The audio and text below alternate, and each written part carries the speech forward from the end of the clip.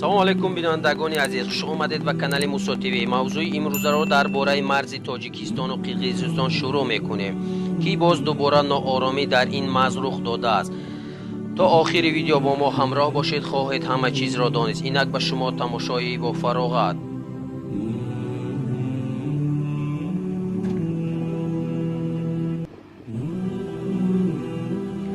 мақомоти Тоҷикистон кушта шудани се марзбони тоҷикро дар задухурди мусаллаҳона дар марзи Тоҷикистону Қирғизистон тасдиқ кард.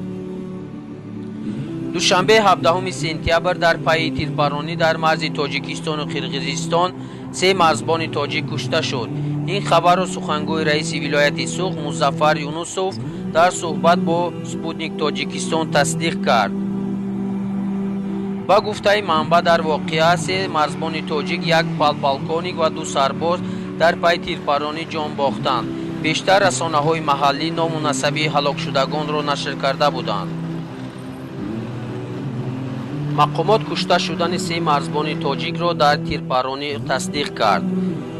бо ин вазъ мақомоти Тоҷикистону Қирғизистон дар ҷанҷолу тирандозӣ дар марзи ду кишвар ҳамдигарро муттаҳам карданд, вале гуфтанд тирандозӣ хотима ёфтааст ва ду тараф барои роҳ надодан ба шиддат гирифтани муноқиша талош доранд. Тоҷикистону Қирғизистон 976 километр марз дорад ки то кунун 504 километри он муайян ва аломатгузорӣ шудааст. ҳалокшудагон коменданти сарҳадии ҷамоати овчии Қалача подполковник Убайдуллоев Рустам Амонуллоевич, соли таваллудаш 1984, сокини шаҳри Ҳисор. сарбози қатори Исломов Рамазон Аҳмадович, соли таваллудаш 28 декабри 1998 сол, сокини деҳаи Кирови ҷамоати Чоргултепаи ноҳияи Вахш. ва сарбози қатори Суванов Ғиёсиддин Наҷмиддинович, соли таваллудаш 20 феврали 2000 сол, сокини деҳаи Туйчеви ҷамоати Зардор шаҳри Турсунзода мебошад.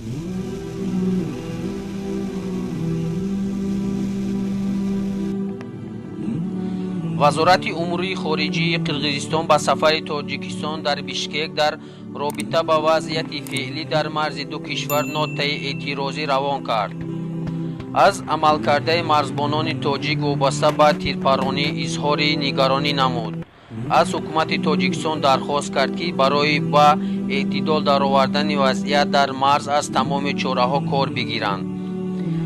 садои тир дар марз. якчанд шаҳрванди Тоҷикистон маҷрӯҳ, як сарбози қирғиз кушта шуд.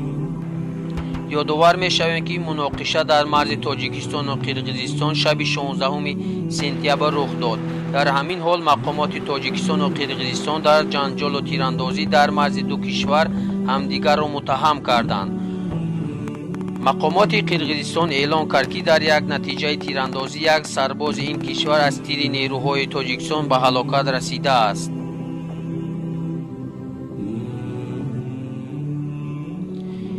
ёдрас мешавем ки Қирғизистон дар роҳи Исфара ворух тасмим гирифтааст постгоҳ созад. ин иқдомоти Қирғизистон боиси нигаронии мақомоти Тоҷикистон шуд.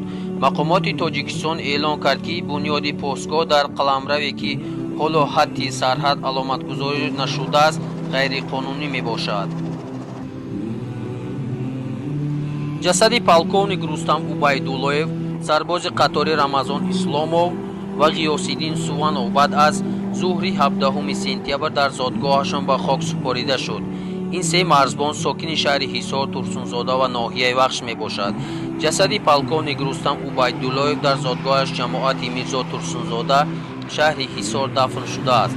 афсар Рустам Убайдуллоев 35 сола соҳиби ду фарзанд ҳаст.